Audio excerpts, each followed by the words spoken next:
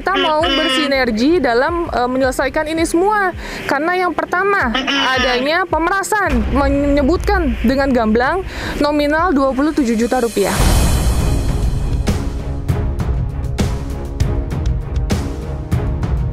Dia kabur, dia tenaga kerja yang kita kirim ke Kalimantan, dia kabur meninggalkan hutang sejumlah 13 juta beserta mengganti biaya rekrut. Itulah yang kita perhitungkan.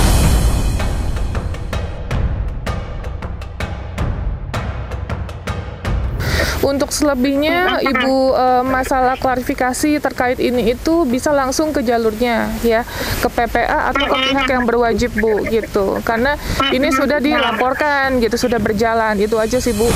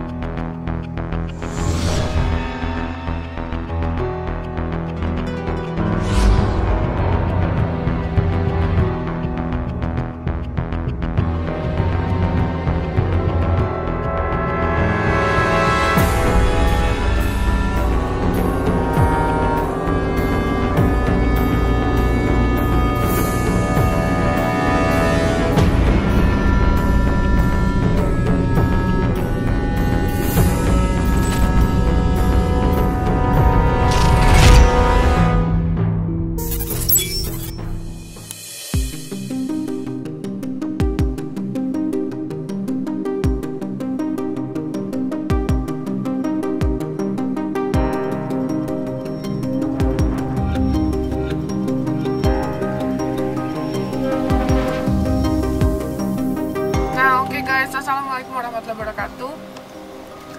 Ini kita sekarang lagi ada di Banjarnegara. Kita sampai tadi subuh jam 3:30, kurang lebih 3:30 atau jam 4-an. Ini kita mau melanjutkan dan menuntaskan terkait kasus Pak Aldi dan juga Bu Dahlia terkait anaknya yang ditahan atau saat ini berada di agen penyaluran gitu.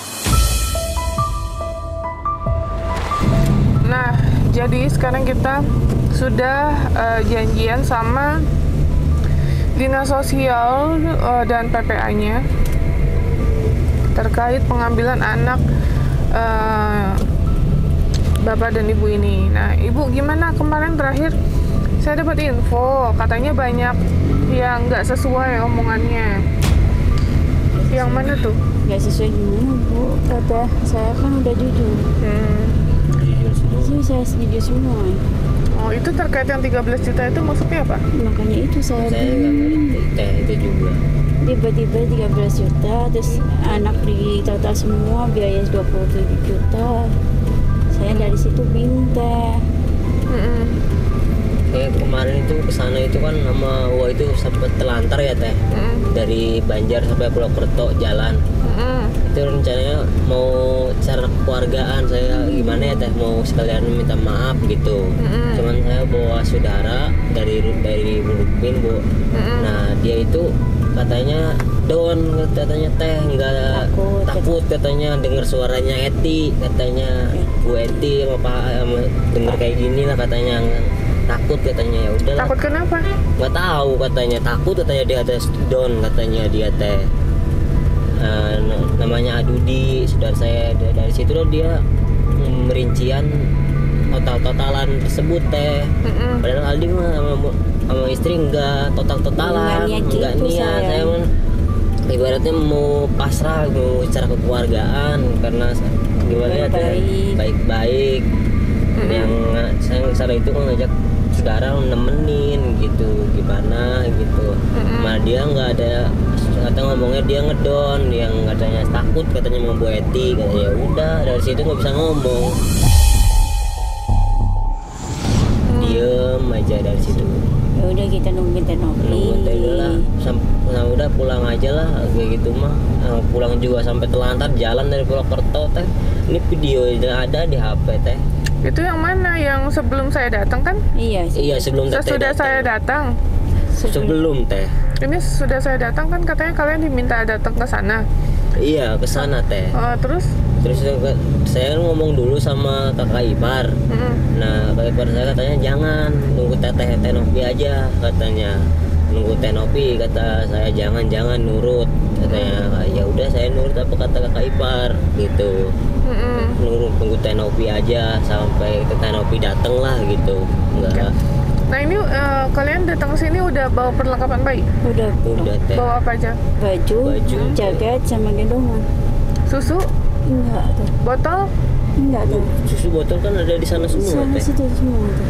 Ya berarti pakai punya mereka dong. Kan kalian orang tuanya. Iya saya biayanya nggak ada Nggak tuh. ada teh. Ini nggak kerja aja belum ini kita belum gajian. Nah terus anaknya nanti mau dikasih apaan? Kan di situ kan saya waktu itu ada botol Ada tanggung botol sih. susunya. Kan. Iya tuh susunya. Bisa. Ada mungkin teh. Ada dari mana tuh mas? Ya mungkin dari sana dulu lah tuh nanti gimana caranya nanti kita mau nyicil gimana gitu. Caranya gitu. Bukan, ini kan pertanggungjawaban dari orang Iya. tua. Ya bisa aja saya beliin juga, tapi kan ini pertanggungjawaban dari orang tua sih bang. Iya teh. Yang tadi Gitu. beliin susu teh yang itu sih yang murah dulu. Jadi maksud saya ini kalian kan persiapannya cuma baju aja. Iya. Untuk Teh. untuk konsumsi dia minum susunya gimana?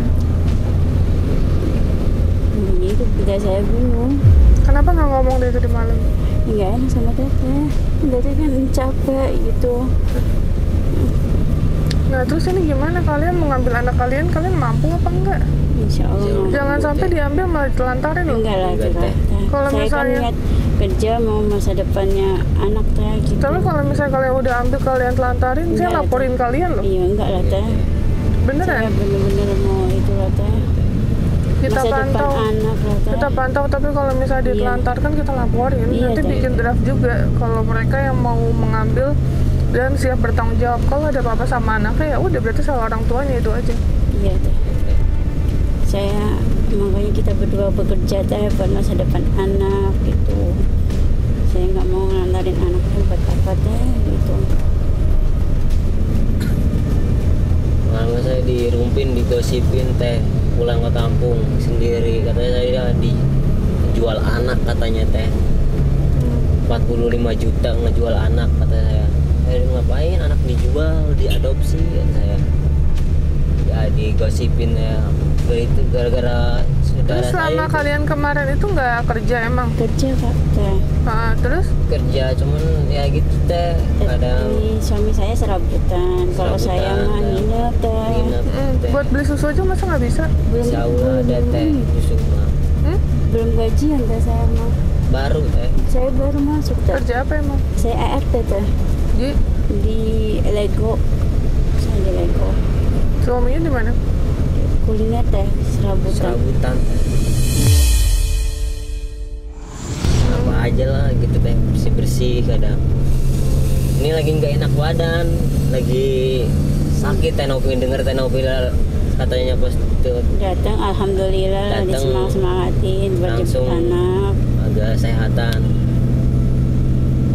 Badan nggak enak teh, dari semalam kayak batuk terus. Lagi sakit ini. Ini saya juga bingung dapat info dari Bu Enda terkait Mas katanya disuruh datang ke sana, bahkan ada yang bilang mau diongkosin, tapi kok nggak datang ke sana gitu. Iya Apa? katanya kakak saya itu Jangan dulu katanya gitu. nunggu teh Nopi. Soalnya berkas-berkas sudah dibawa ke Nopi. Nggak apa-apa, kalau berkas bisa dikirim, tinggal ngomong harusnya. Saya kan nggak enak ya udah kita Nunggu teteh aja lah gitu. yang enak gitu. Nggak enak mau teteh, ya udah. Kata tadinya mau berangkat teh, cuman kata Kak Ipar jangan, katanya kata mertua saya juga nih. di Takut sana. diapa-apain katanya Kayak gitu. Nunggu teh Nopi aja Kalau Nopi kan, katanya. Ya udah. Orangnya tegas gitu. Kalau kita berdua ke sana takutnya diapa-apain. Kita ambil anak teh takutnya dari belakang apa diikutin apa gimana gitu yang ditakutin Lihat orang tua.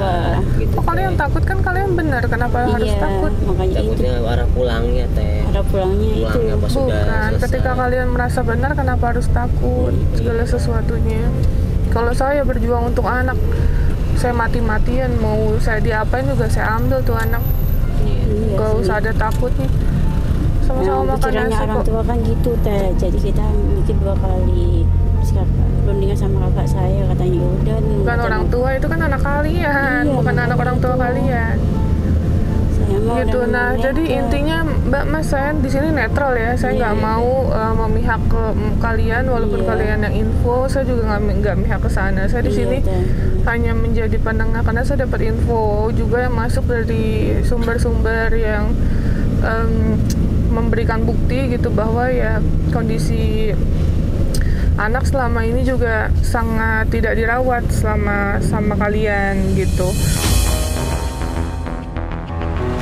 Terus kondisinya kurus, terus kondisinya lemah, cuma dikasih air gula terus gitu-gitu. Enggak teh, beli susu teh waktu itu. Susu teh.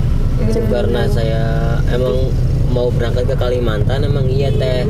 Satu hari saya Terus pas terang mereka maju dulu. pas saya sebelum ke Kalimantan emang saya susu SGM terus teh. Kaki jadi kepala jadi kaki, saya beliin susu.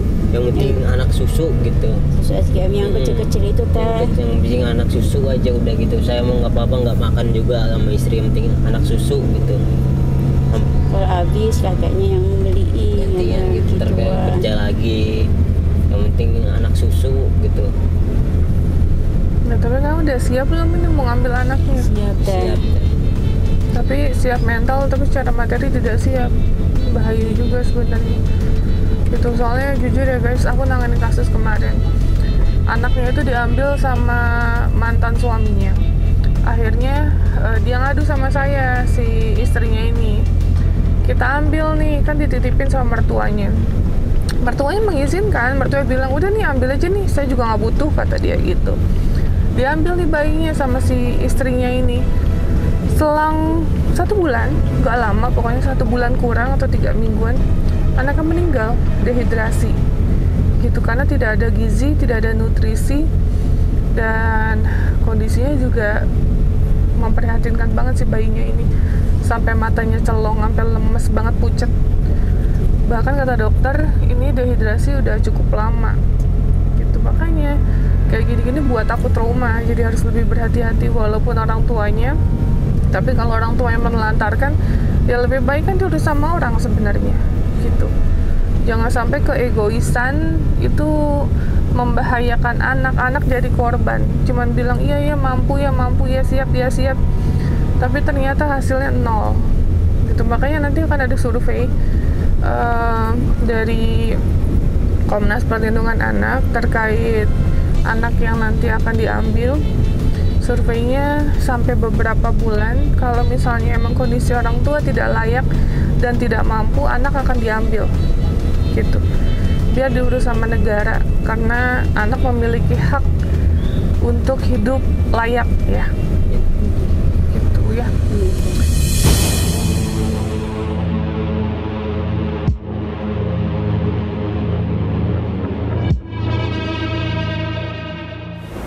Kami di Banjar punya 6.000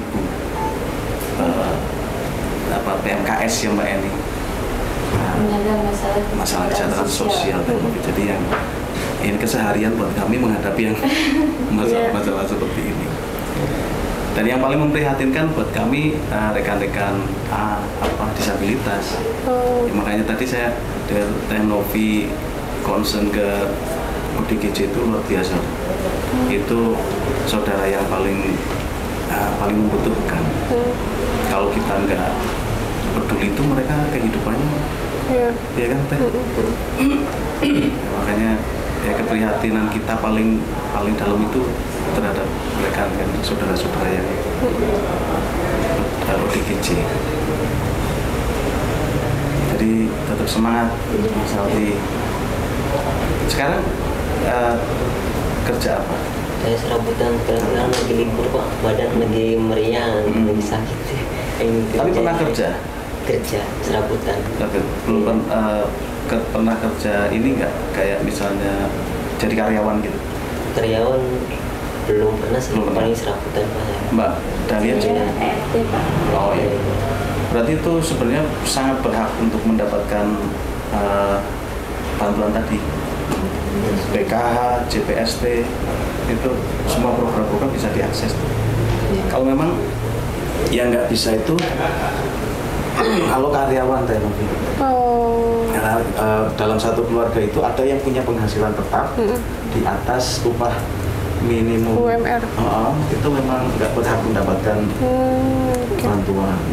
Nah masalahnya kadang banyak juga nih orang dulu pernah kerja, tapi kemudian misalnya pas COVID kan resesi gitu, nggak diberhentikan, tapi dia nggak mengubah status kependudukannya. Iya. Jadi di KTP masih tercatat karyawan. Nah inilah yang kadang dia sistem di Kemensos nggak bisa memberi bantuan ke dia kan, karena dia di sistem tercatat sebagai karyawan. Padahal realnya di lapangan dia pengangguran udah nggak kerja.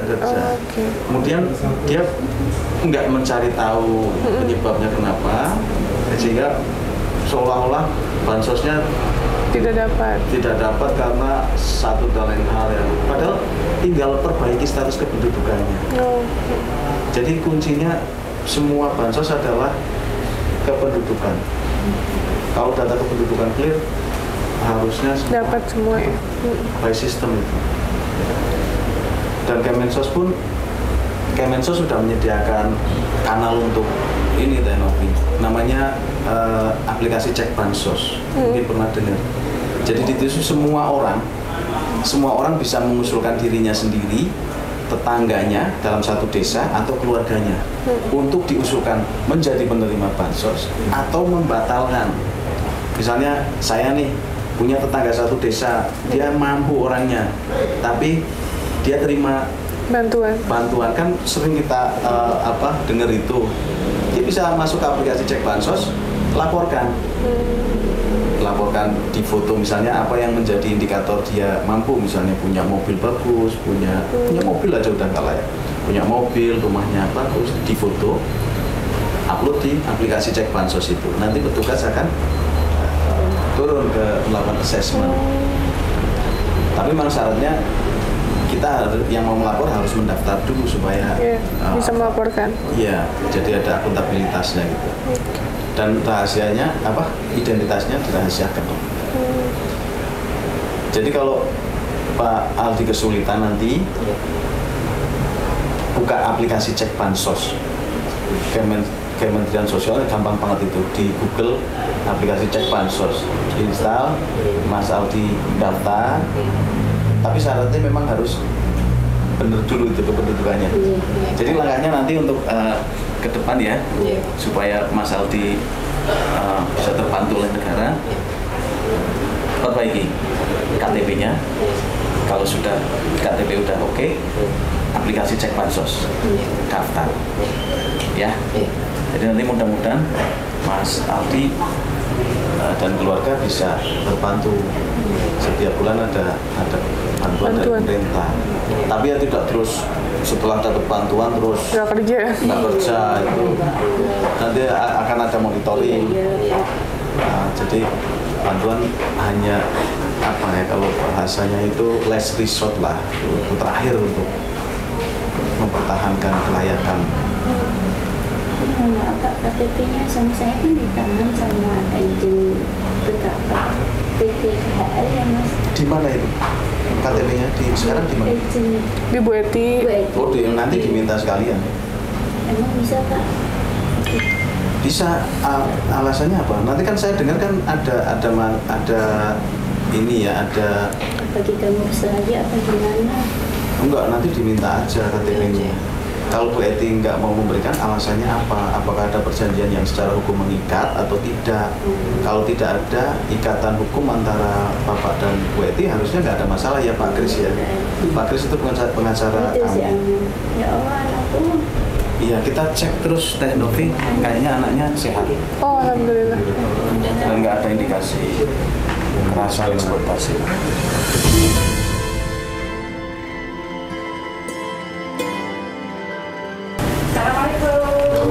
Salam.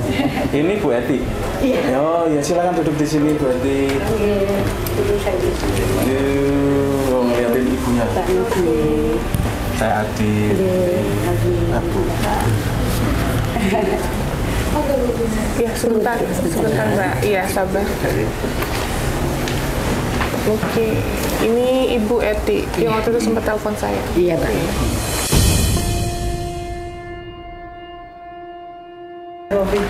Nah, oke, aku mulai ya, Ibu Bapak. Terima kasih sebelumnya sudah meluangkan waktunya. Ibu, perkenalkan saya Novi, saya Ketua Yayasan Rumah Peduli Kemanusiaan, dan alhamdulillah saya juga bekerja sama dengan Komnas Perlindungan Anak.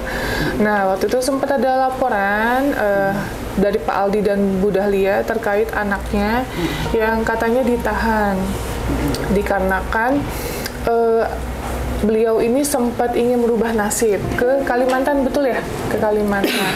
Dan akhirnya ibu katanya menawarkan untuk anaknya dirawat saja sama ibu, katanya gitu.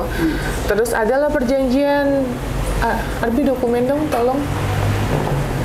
Ada perjanjian, perjanjiannya juga cuman intinya menitip perawatkan ya Bu ya, gitu, menitip perawatkan, tidak ada tertuang di situ berapa nominalnya, itu poin pertama, dan akan dirawat selamanya atau itu nggak ada tercantum di situ gitu. Jadi cuman kesepakatan bahwa anak ini hanya dititip perawatkan saja gitu. Itu poin pertama. Poin keduanya juga saya melihat, Bu, mohon maaf sebelumnya, ada WhatsApp mengenai bentuk pengancaman ya sepertinya, karena kata-katanya ini mau ke notaris atau mau ke ranah hukum, jalur hukum katanya. Ini tempat saya juga dekat sama Polsek atau Polres lah. Saya juga nggak begitu hafal, tapi yang jelas ada kata-kata seperti itu yang saya lihat sudah udah dicetak semuanya gitu. Nah, mungkin Ibu sedikitnya boleh diklarifikasi terlebih dahulu dari versi Ibu. Jadi di sini juga saya jelaskan ya Bu, bahwa kita pun tidak memihak ke yang melapor. Kita di sini netral, hanya ingin mendengar penjelasan dari kedua belah pihak, itu aja. Sudah. Terima kasih untuk pertemuan pagi ini. Assalamualaikum warahmatullahi wabarakatuh.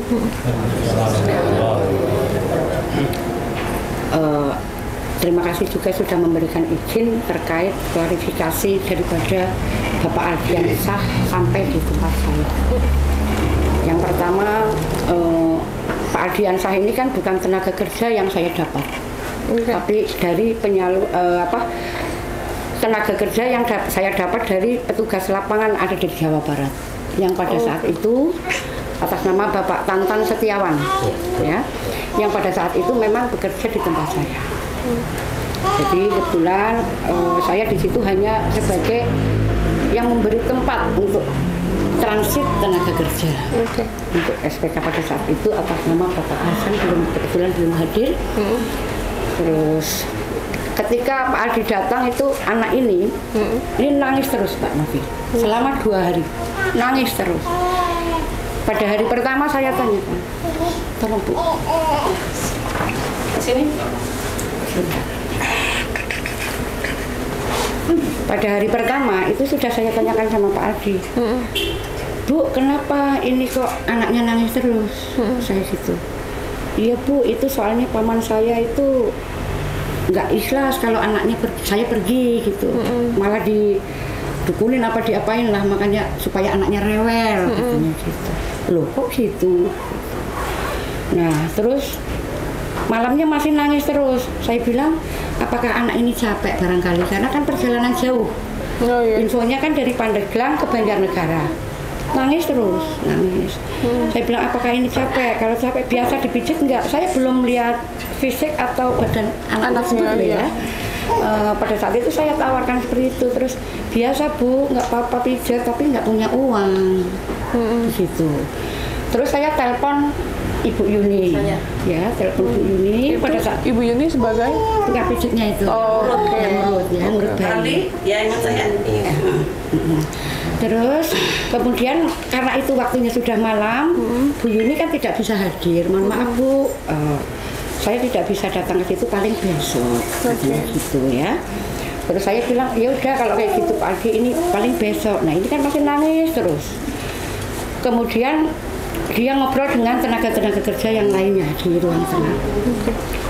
Tiba-tiba anak ini kan masih nangis terus, sampai bingung ibu-ibu yang pada saat itu berangkat bareng itu sampai gantian ingin menenangkan anak tersebut, tapi tidak ada yang mempan, nangis terus. Nah, akhirnya saya lihat anak itu dikasih botol.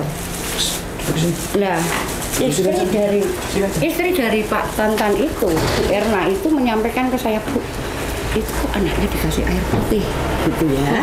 Terus saya tengok, memang benar Mbak Novi, dikasih dot air putih, dotnya juga saya bawa masih ada. Dikasih air putih, saya langsung bilang, Bu, itu kok dikasih minum apa? Air putih, Bu, nggak punya susu. Ya, seperti itu. Loh, anak segini kok dikasih air putih? Ya nggak boleh lah, saya bilang gitu. Biasanya minum apa? Susunya apa? SGM, karena Ibu Dahlia ini menceritakan anak ini operasi belum waktunya lahir, prematur. Ya, Ibu ini juga yang menyampaikan bahwa berat badan pada saat lahir 7 on. Ya, jadi kami ini kan karena tidak yang melahirkan kan tidak tahu ya Mbak Novi. Ini cerita semua dari Pak Adi dan Ibu Dahlia. Kemudian saya bilang, bukan nggak boleh dikasih air putih, biasa susunya apa? SGM. Akhirnya saya kasih uang 100.000. Saya kasih uang 100.000 untuk beli susu. Yang beli nggak tahu Pak Adi atau Pak Tantan lah, intinya saya kasih uang buat beli susu. Kemudian sudah masih nangis Mbak sampai 2 hari pokoknya 2 malam itu. Lah sampailah pada akhirnya jam 10 pagi Bu Yuni datang dan diurut. Alhamdulillah ketika habis diurut anak tersebut itu langsung diem. Diurut masih digendong Alhamdulillah. Jadi kayaknya memang capek. Ya, saya berpikirnya maksudnya capek. Nah sudah, terus sambil ngobrol dipijit itu kan saya baru lihat bahwa kondisi anak tersebut ternyata kecil sekali Mbak Novi, kecil sekali.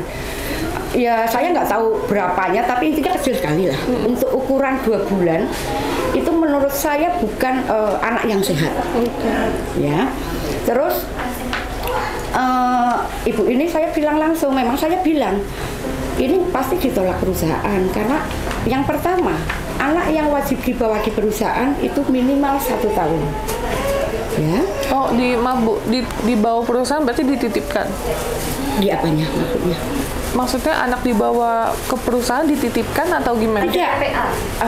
Jadi begini, dari keterangan perusahaan itu untuk anak yang 1 tahun itu memang tidak boleh, jadi ya tidak bisa berangkat gitu loh. Oh, oke. Iya, jadi di situ sudah saya tolak. Ini anak apalagi dia belum 1 tahun dan kondisinya tidak sehat. Nah, akhirnya saya bilang, udahlah Pak Aldi, ya. Terus udah gini aja Pak Aldi, karena kebetulan pada saat itu ada akad untuk melajang, artinya boleh suaminya sendiri, tidak istrinya tidak ikut, gitu ya. Gini aja Pak Aldi, lebih baik Pak Aldi itu berangkat yang ikut yang grup melajang. Akhirnya punya istri tapi kan bisa berangkat sendiri tanpa istri gitu loh. Nah Pak Aldi bilang nggak mau lah Bu, istri saya aja bisa pendarahan sampai terjadi di operasi itu karena memang dia kemana-mana ikut saya terus kemana-mana sampai pendarahan. Istri saya memintanya ikut, bilang seperti itu. Nah tapi pasti nggak bisa, kalau gitu gini aja, dititipkan sama pihak keluarga, ibunya kah, budenya kah, gitu ya, itu sambil mijit itu, sambil mijit. Terus kemudian Pak Aldi bilang, menyampaikan ibu saya lumpuh Bu, sakit kakinya nggak bisa jalan, ya. Terus ibunya Ibu Dahlia itu katanya tidak pernah peduli, sibuk karena katanya Ibu Dahlia ini pada saat kecil juga diambil dari tempat sampah. Itu cerita dari Pak Aldi sendiri loh, ya. Terus kemudian saya bilang loh, terus gimana Pak? Intinya saya enggak, dari perusahaan pasti menolak, yang jelas seperti itu. Nah kemudian sudah cerita, mungkin ini angan-angan saya ya Mbak Novi, angan saya. Mungkin karena Pak Aldi ini sudah berandai-andai yang sangat indah bahwa gaji di perkebunan sawit untuk family couple, suami 3.300.000, istri 3.300.000 kan sudah 6.600.000. Ditambah insentif kehadiran selama 25 hari kerja apabila tenaga kerja tersebut, suami istri tersebut mencapai basis dalam setiap harinya 1,6 ton. Ya, ada insentif tambahan 1.400.000. Itu harus mencapai target dosis setiap harinya. Kemudian karena sudah berandai-andai seperti itu, Pak Aldi menyampaikan, gini aja lah Bu, tak pastikan sama Ibu, tapi saya masih menganggap itu lelucon gitu loh. Masa ya anak dititipkan kan gitu. Saya masih menganggap itu lelucon, Mbak Novi.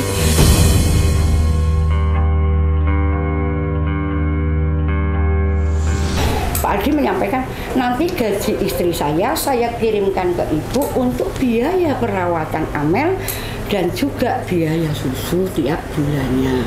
Nanti gaji saya bisa untuk makan dan disimpan karena saya terus terang aja Bu, saya dikejar-kejar hutang di sana. Katanya habis ketipu masalah motor di sosial media. Ya, itu yang disampaikan Pak Aldi. Tapi saya masih menganggap itu lelucon. Udah tidak saya abaikan lah. Pak, ini kok Pak Aldi malah aneh ya mau minjem duit ke saya. Kan anaknya dari dititipin sini kok mau minjem uang. Sementara yang sebelumnya dia udah pinjam dulu 500. 500 sama 500. Iya.